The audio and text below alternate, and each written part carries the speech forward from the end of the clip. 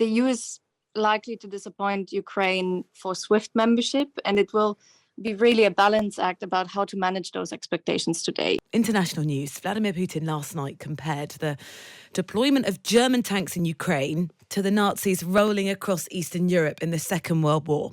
The Kremlin warned it would lead to Moscow unleashing its full potential in response. And, again, Putin made veiled nuclear threats.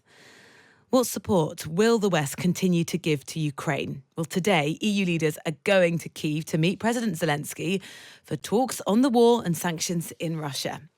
Well, Alexandra Brzezowski, global editor and defence editor of Euractiv, is in Kyiv, who joins us on the line now. Very good morning to you, Alexandra.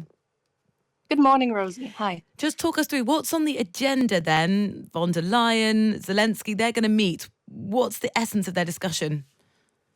So indeed, we're looking towards actually a highly symbolic visit to demonstrate support for Ukraine just ahead of the first anniversary of Russia's invasion. So it's really the first EU visit to take place in an active war zone. Michel, von der Leyen and Borrell will meet Zelensky. They will bring promise of more continued EU support. Yesterday, we already saw a batch of senior members of the European Commission meet their government counterparts, which was also the first consultations of this kind. So they came with the policy issues. Now it's more about the hard policy issues when Zelensky meets the other leaders.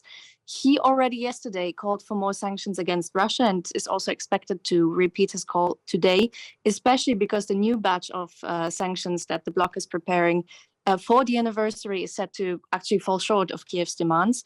And then the big elephant in the room, or rather big elephant, will be how Ukraine's accession path in the EU will be looking like. Oh, yes, because it looks like the European leaders are going to be trying to kind of cool Ukraine's expectations for any kind of fast-track membership to join the EU. So I think really if Ukrainian leaders were expecting the EU side to arrive with some kind of firm commitment to fast accession in their bags, I think they will be definitely disappointed. Judging from the wording of the draft declaration that we've seen, that both sides are supposed to sign, the EU is likely to disappoint Ukraine for SWIFT membership, and it will be really a balance act about how to manage those expectations today. Ukrainian leaders in the past months have been publicly playing with timelines for when they will become member, with the most recent example of, I think, being 2026. But EU officials for a long time have been repeating that there is no such thing as fast track, and it will be a merits-based process where Ukraine really needs to show reforms. And in the run-up to the summit, member states were also not too happy about the positive wording that was initially in there. They were hitting the brakes, especially Western European countries, where they said the language was too forward-leaning, while Poland, the Baltic states were pushing for more encouraging language, that the application might be sped up. So that's what EU top officials will have to deal with today, risking, well, to underdeliver and not to overpromise, I think, in the long run. But it is also very important to distinguish, I think, two things when we talk about Ukraine's accession, and that's the formal accession negotiations, which is a more likely thing to happen, and the other is the actual accession to the bloc, which could be years ahead. It's really challenging to see how both parties will play this, kind of get what they want from today's talks.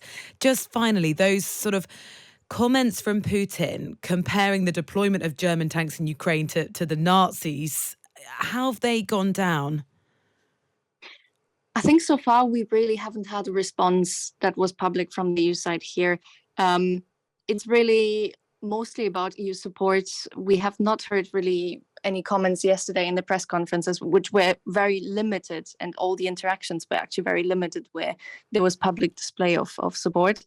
But I think it's safe to say that Zelensky will get everything he needs today. I mean, there has been already the sanctions announced, and then as well, plus the EU has said it will double the number of Ukrainian troops it trains from initially 15,000 to 30,000, pledged more money under the peace facility. So there has been a lot of deliverables brought by the EU side. Obviously, I think they will have to react to those statements today as well.